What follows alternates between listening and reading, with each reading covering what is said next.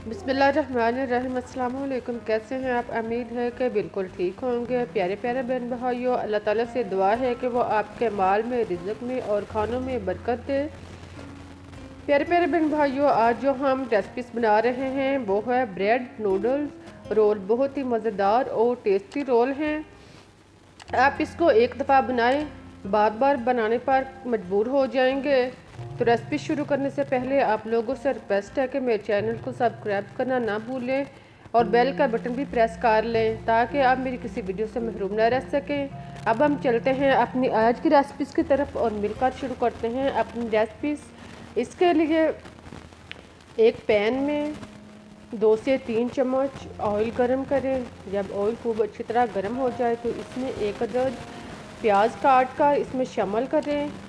प्याज नरम होने पर अब इसमें टमाटर काट कर इसमें शामिल करें और इसको थोड़ी देर फ्राई करें। अब इसमें 1 से 2 अदद हरी मिर्च इसको बारीक काट लें और फिर इसमें शामिल करें। इन सबको फ्राई करने के बाद आप इसमें 1 प्याली पानी शामिल करें। पानी डालने के बाद आप इसको चम्मच के साथ खूब ऊपर नीचे मिक्स कर लें और फिर इसमें 1 पैकेट नूडल्स का इसको 2-3 टुकड़ों में तोड़कर इसमें शामिल करें। नूडल्स डालने के बाद अब इसमें 1 पैकेट नूडल्स पाउडर जो है वो इसमें शामिल करें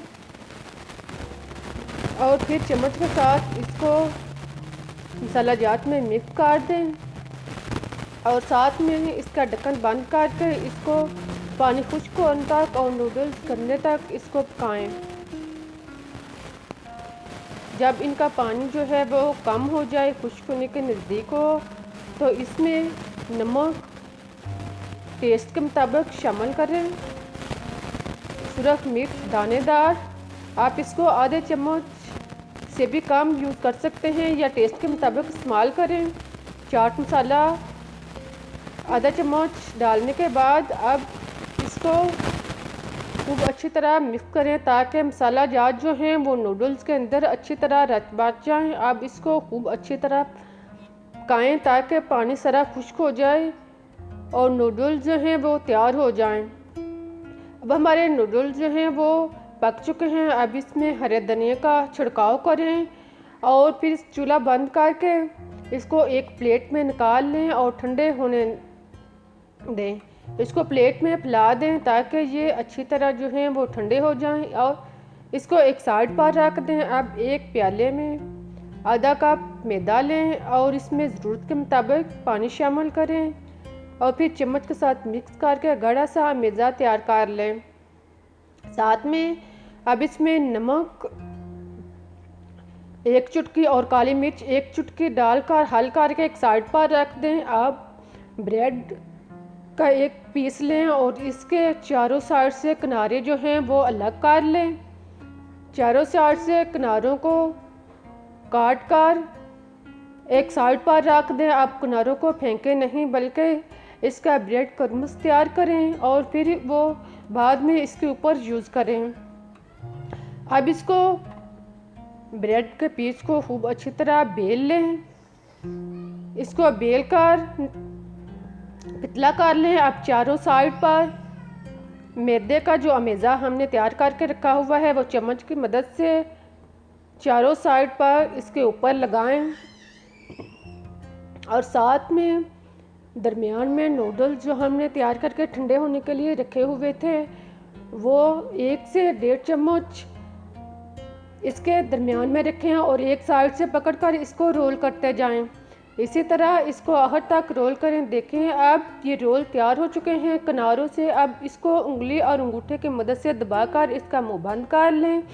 इसी तरह सारी जो रोल्स हैं वो तैयार कर लें और फिर एक रोल उठाएं, इसको पहले मैदे में रोल करें और फिर इसको ब्रेड क्रम्स में अच्छी तरह रोल करें। इस तरह हमारे रोल जो हैं वो तैयार हो चुके हैं। अब हम इनको फ्राई करना शुरू करते हैं। इसके लिए सबसे पहले ऑयल गरम करें।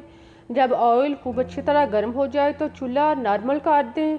अब एक एक करके रोल जो है इसमें डालते जाएं और इसको दरमियानी आंच पर फ्राई करते जाएं।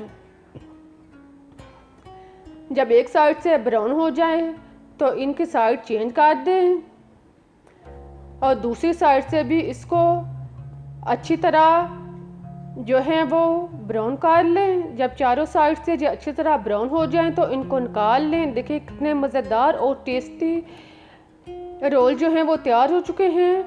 अब मैं आपको